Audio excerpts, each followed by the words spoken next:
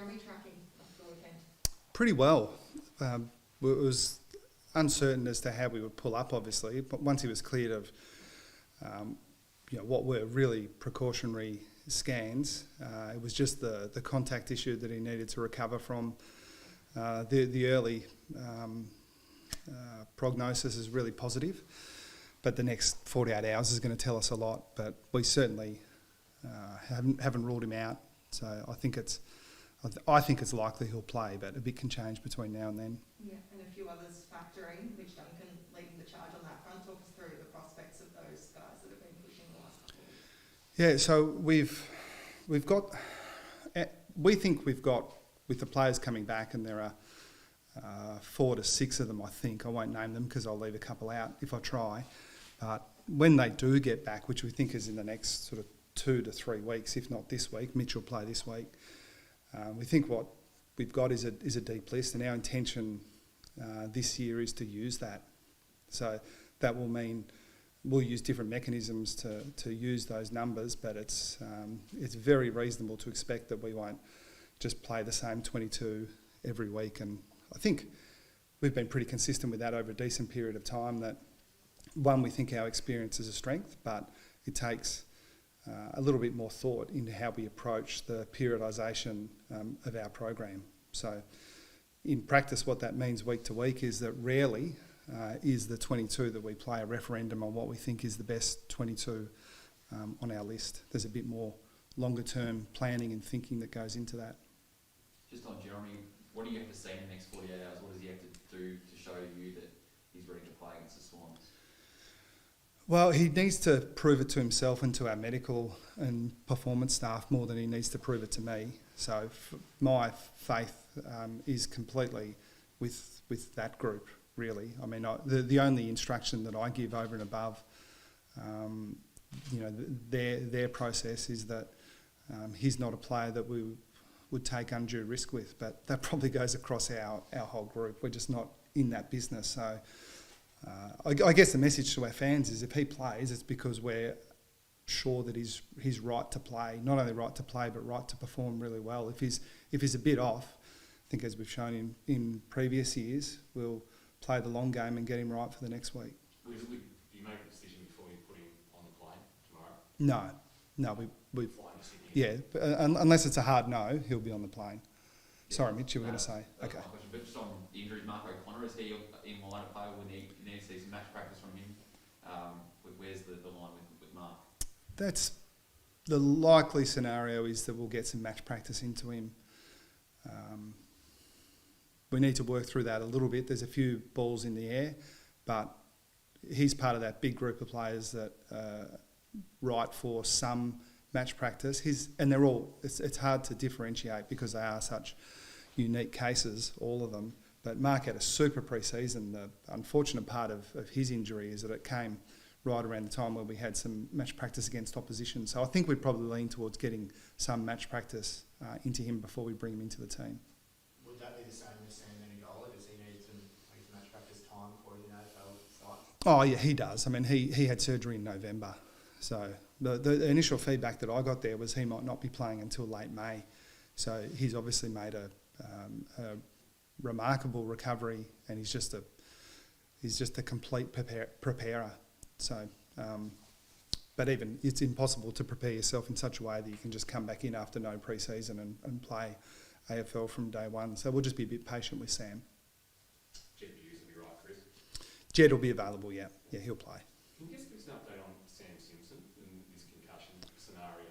Is this something that's lingered longer than the club anticipated? Well, I started nodding my head, but no, the answer is I can't really give you clarity on it because I don't understand how even exactly what our forecast was. So I think the best description is when you have things like these, that we have an optimistic view of the recovery, but especially with concussion, it's just so hard to forecast, both ways. That's why, I don't think anyone out there should have too strong a view, especially if you're not intimately involved with the player and seeing him every day. There are some situations that look really bad and the guy comes back and just has no symptoms and recovers really quickly.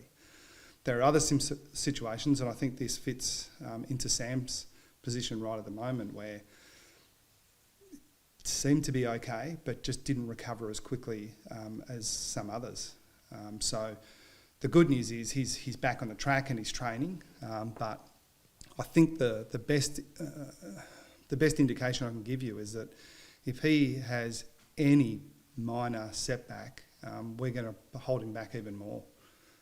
So that's where, you know, the concussion protocol can be a bit misleading from the outside. I think, you know, that the hard and fast 12-day protocol is set, but it's almost a minimum. You know, if there are any, and when I say symptoms, like, you know, the mildest of symptoms lead to a really cautious approach, which we completely support. But there's no reason. That sounded probably a little dramatic. Sam's going really well now, but it has taken a while.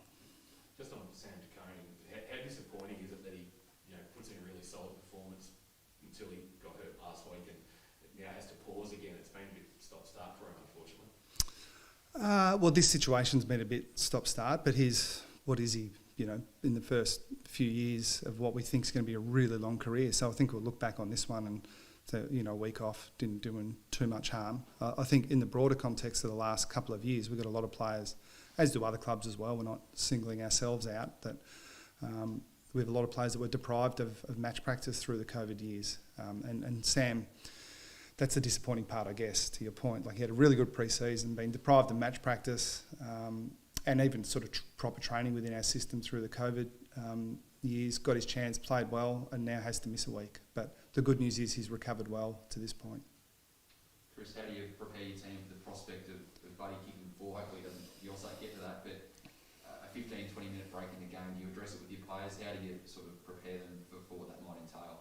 I'll just explain what the AFL have explained to us. So we've got a really good heads up already. We know exactly what the situation will be depending on different circumstances, whether it's close to a break or whether it's in the middle of the quarter, you know, whether it's a live play goal or whether it's a set shot. So our players understand what will happen if he kicks that fourth goal, and we understand what our reaction is going to be. But I think, you know, we made the point maybe a little humorously, but we've dealt with a bit of uncertainty over the last 2 years. This is pretty minor in comparison to that.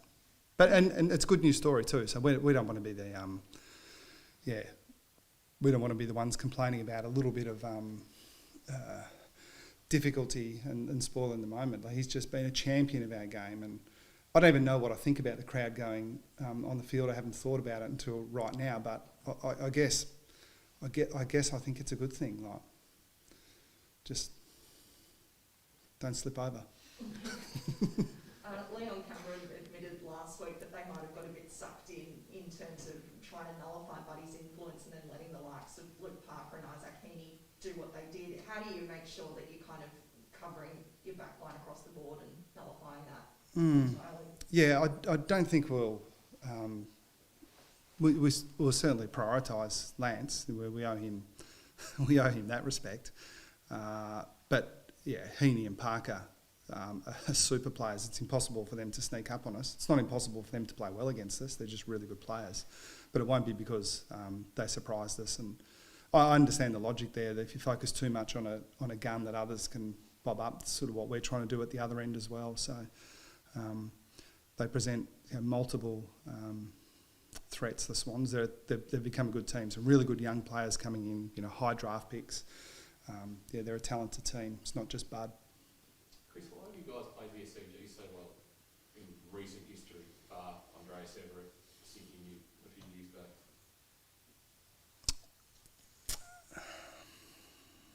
It's a reasonable point. I mean, we didn't win there last year. There was Jeremy took a mark right on the siren. You'd remember it was a tight game. So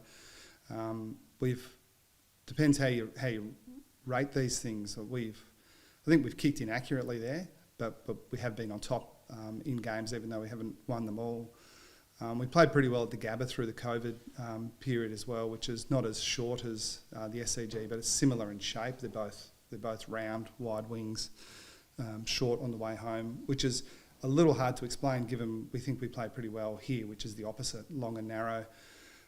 So we have some thoughts around why we've been okay there.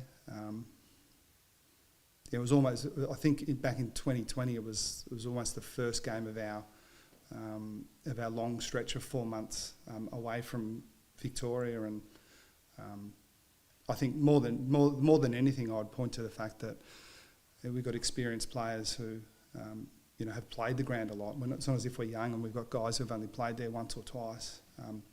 Those guys know the ground, and we think our senior players in particular have shown good adaptability when it comes to different venues and the things that they require.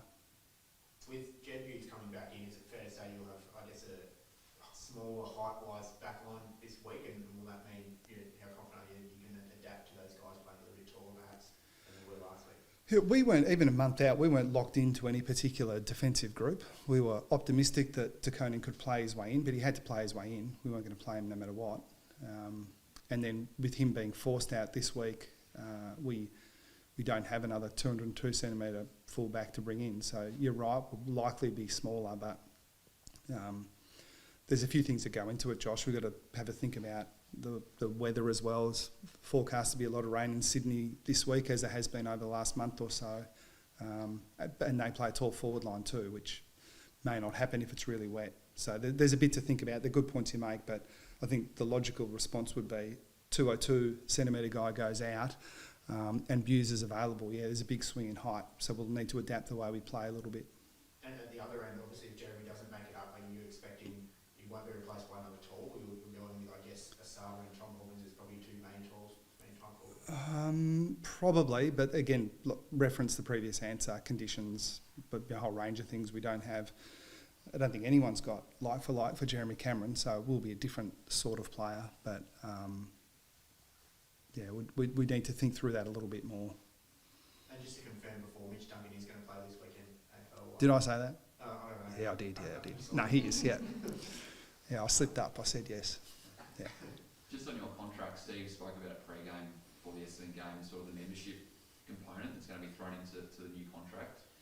Can you extrapolate on sort of how that sits with you, and do you need to be sort of more communicating more with members? Is that part of, I guess, the new contracts and that you will be sort of required to buy into? I think you're the one that's extrapolated on that, Mitch. No, it doesn't mean that at all. Steve is free as a CEO to speak about anything he likes, but I'm not going to speak about the detail of my contract. The only thing I've said publicly is it's done. It was done some time ago. And for me, when the key people look each other in the eye and shake hands, it's done. There might be some details that I don't get involved with that need to be worked through, but no. No, it's only because he referenced the membership side, that's the only reason we asked. So. Yeah. But, yeah, the specific answer to your question is no, there's nothing further that they've asked from me. Yeah. Just the COVID side of things. We see another player this morning, Adam Cherra at Carlton's been ruled out with COVID. Okay. I guess we've got to ask weekly now, have you guys all clear? You're all good for now? Not exactly sure. Well, I'm getting a nod, so and as far as I know, we are. But I'm not sure exactly what how clubs are communicating that. What I am pretty sure of, Lloyd, is that it shouldn't be me sort of guessing at a press conference. If we've got information to release, it'll come from people who are more across it than I am. But you're right. Everyone's just going to have to be really adaptable and ready for those things. But again, the last 2 years has been pretty good practice.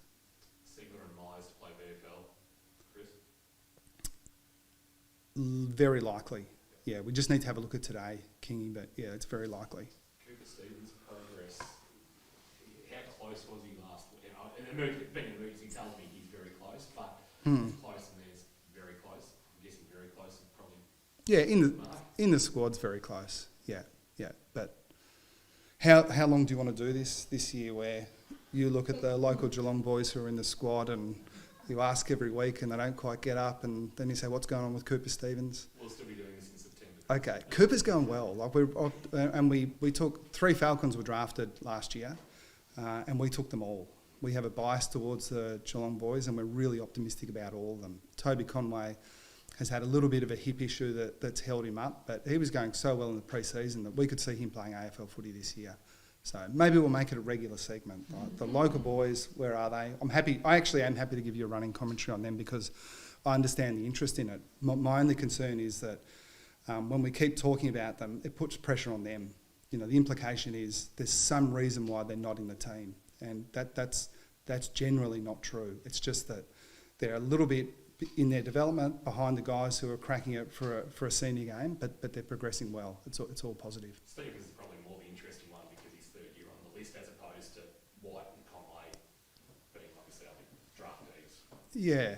Yeah. No, I take your point. Cooper's, we drafted him off virtually no top age year. He was injured. Then he had the COVID year when we were up on the Gold Coast with virtually no games.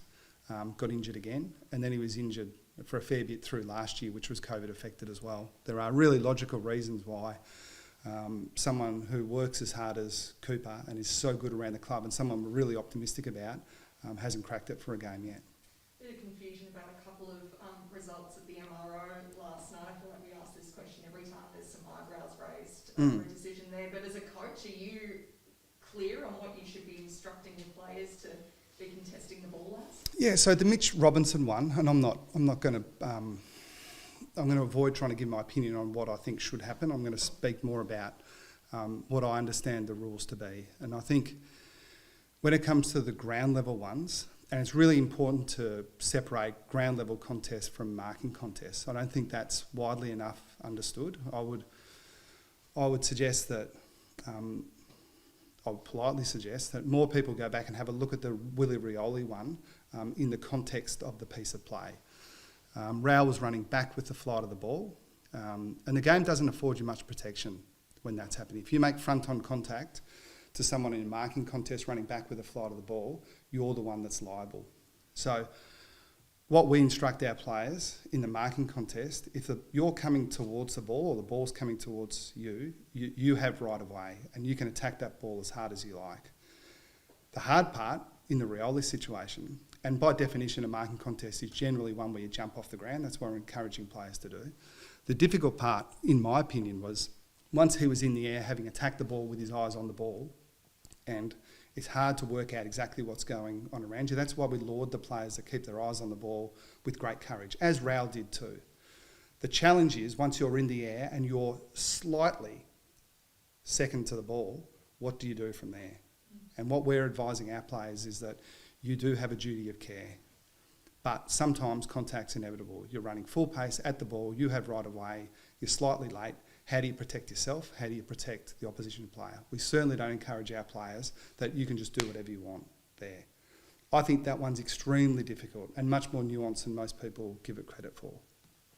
The ones at ground level are a little bit separate. I think the game's changed. What the AFL are saying to us is that if you stop and keep your feet especially, and almost look like you pull out of that contest to protect the opponent's head who's over the ball, then that's going to be okay. And I think the rest of the footy world's got to get on board with that. If we're going to ask players to do that, the days of saying this guy didn't go hard enough at the ground level ball are over, especially from a coaching perspective. Now, the only thing I'll say again is that is a split-second decision. And again, we laud players who do go hard at the ball. And there is a technique thing there. Like, we don't encourage any of our players to go really hard at a ground level ball leading with their head. We think that's not the right thing for anyone to do. And it puts the other guy coming from the other angle who might use better technique to protect himself. And again, it's not a commentary on that specific situation. But yeah, we're saying stand up, be really careful in those situations. Is that your interpretation of it all more broadly? I haven't really followed the analysis of the decisions, but it seems to have been a little bit simplistic, and the little bit that I've seen in the Rioli jumped off the ground and he turned his body. It's a marking contest, and the ball's coming to him.